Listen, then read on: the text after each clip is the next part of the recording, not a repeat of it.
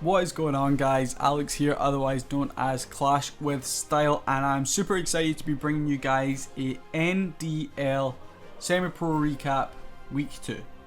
So in this one we have Dream Team versus Penguins of War, and like I said, this is the NDL No Dip League, which basically means you cannot hit a Town Hall below you. So if you're Town Hall 12, you have to hit 12. If you're 11, you have to hit 11, or you can hit up and hit 12. Don't know why people would hit up, but you get the idea. You cannot hit down. That's why it's called No Dip League. So in this video, I'm just going to be showing a few replays from the Dream Team side. We're going to be showing a few 3 stars. And yeah, you can see here, Penguins of War did absolutely dominate this war. They managed to get 3 stars on every single base from Dream Team. So massive shout out to Penguins of War, a really strong war effort from them. But we are going to be looking at some of the 3 stars from Dream Team today. So without further ado, let's jump into it. So we're going to start off with the number 35, and our number 30, Cowboy, hit them. Now this is a drag bat attack, so if we just pause it and take a look at the composition here, we have 9 dragons, 8 loons, 2 baby dragons, stone slammer, and then we have a couple of rages, a couple of freezes, and the bat spells. Now you can see here, Town Hall is on the outside, so 1 star guaranteed. But are we going for 1 stars? No. Are we going for 2 stars? No. We are going for those 3 stars. So you can see here, Cowboys baby dragons are actually only level 3. They can get up to level 4 at Town Hall 10. So a slight disadvantage there actually for Cowboy, but nonetheless, he does still manage to pull off this 3 star. So if we take a look, he starts off, obviously baby dragon on the Town Hall, get rid of that. And he's going to start off through the bottom. He gets the king on the right hand side to create the funnel there. Queen and a baby dragon on the left hand side to create a funnel there. And again, if we pause right now, you can see he starts to get the rest of these dragons in. And they have a very clear pathing right through this base. This queen should take out the king and then continue hopefully up the left hand side. And the king should hopefully clean out that most of that right hand side to create a strong funnel. At this point, all the dragons are in. Stone Slammer goes in as well, followed by a few balloons. Now, I believe he gets a nice early rage spell in. Yep, there it goes. This enemy CC comes out, and he's only really got 1 baby dragon to worry about. The rest are Valkyries. Obviously, going in an air attack, Valkyries aren't going to do much against us. So the first rage spell goes in, and he is already looking pretty strong here. Not many troops have fallen. The queen is doing some serious work, but luckily those dragons soaking up all of that rage spell managed to take care of her. Stone Slammer still over half health, doing some serious work on that left hand side, going up, taking care of that archer tower. Dragons still, the majority of them pushing in through this top side, and the bat bomb goes in. Just missed that actually, but all the splash damage at this point has gone down, so you can see the bat bomb is in, and they are absolutely wiping through these defenses. The archer tower falls, and the cannon will be the last one here.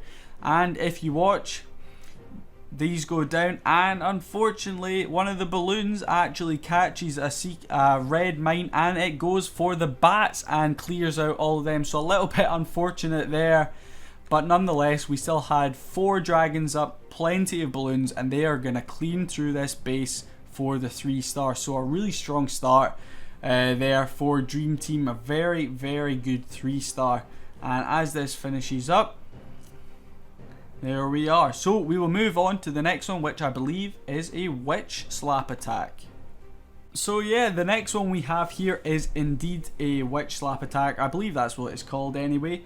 You can see Devastator is going in here with some witches from the bottom. Again, Town Hall on the outside, nothing really to worry about there. Followed by a couple of healers. And then the rest of the witches on the left hand side, followed again by a couple of healers. This Wi-Fi's let me down a little bit at the moment. You can see he's creating a pretty clear funnel with witches on the right, witches on the left. He then gets the wall wrecker in through the centre. His king and queen go in, as well as the majority of his bowlers. He gets a nice early freeze on that Inferno and Expo to make sure that wall wrecker propels right in through to the centre of the base. And currently he is looking pretty strong. The wall wrecker is taking some serious damage, but not to worry. as he's still got plenty of free spells, one of which goes down there. Unfortunately, missing a couple of witches, but he does manage to get the poison down on them, so they go down pretty quick. The wall wrecker is just gonna cling on for dear life and manage to open up this last compartment there. It falls just as it hits the wall, and luckily for us, we get access to that Inferno Tower. As it goes down, he gets a rage spell in, which he's still doing work up the top. Unfortunately, a couple of those healers ended up moving on to the queen. We still have the witches on the right hand side with the healers following, and the majority of our troops are on this right hand side. Queen doing some serious work on the left hand side with a couple of witches helping out. But it is going to be these 4 witches that are going to really pull through for us here. On the right hand side, you can see the king is trying to just get through that wall, just unfortunately beating on the wall. The queen is clinging on for dear life. She still has her ability, so I believe he's going to pop that as soon as he gets onto the wizard tower. There it goes, takes down the wizard tower, and then of course, as the queen always does, hits on a wall. Not really many other options, mind you, but she manages to take care of that elixir pump, and then is going to move on and finish off this base. And a very strong 3-star from Devastator there. I really like these styles of attack, probably one of my favourites. And as those skeletons finish off that dark elixir storage, we pick up the 3-star. So very strong attack again from Devastator. So I believe the next one is another drag bat attack. So without further ado, let's go and take a look at it. So here we go, we have Warman against Maple from Penguins of War, and again, like I said, a drag bat strategy, and this is a Town Hall 10. So again, Town Hall on the outside, easily accessible, anti-3 base. The majority you can see here, wizard towers all on this bottom side, as well as access to the multi-infernos. Sorry about this Wi-Fi, like I said, it's been playing up a bit, I'm not really sure why. But he's going to start off with a coconut loon there, just to hopefully maybe pull a couple of seeking air mines. Unfortunately, I don't think it manages to pull any. Oh, it pulls one there, and it pops up those Teslas. We then get the king in from the left hand side to start that funnel. Queen in from the right. Baby dragon is going to help as well with that funneling. Of course, as soon as you use that Barb King ability, a giant bomb goes off and takes out a few of your barbarians. Queen is doing work on that right hand side. Unfortunately, both archer towers hitting on her, but she will take care of one of those, as well as that barracks should go down there. Baby dragon as well is going to help with that funnel, and the dragons go in from this bottom side, and you can see a clear funnel is set. We have the whole left hand side and whole right hand side is clear, so these troops have nowhere to go but right through the middle into all these defenses. Free spell goes down there, taking care of the Inferno and the Queen. Out comes the enemy CC. Again, it looks like Valkyries and a baby dragon. If I'm right, I'm not too sure. Might have missed that there. But rage spells going down like there's no tomorrow.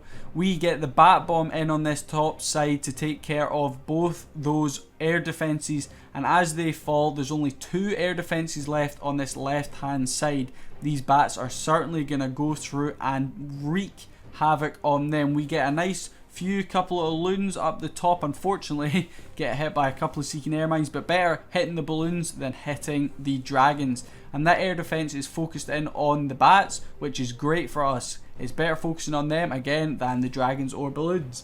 We do get a couple of annoying air skellies, but nothing that we can't handle. And this dragon is going to finish off that air defense, and then after that it's just clean up. A very strong attack here from Warman, very well thought out. You can see he realised if he took care of that whole left hand side, whole right hand side, these troops have nowhere to go but right up through the middle. And the bats certainly did a lot of work, taking out probably 3 out of 4 air defences and the majority of the last one's health. So a very strong attack there from Warman. The next one we have is a Town Hall 11, I believe, using E-Drags. Let's take a look. Yeah, so the next one we have is Mr. Seamless against Iowa 3. So we are going in here. If I pause it, you can see he's going for those E-Drags. He is starting off, I believe, with a Queen Walk.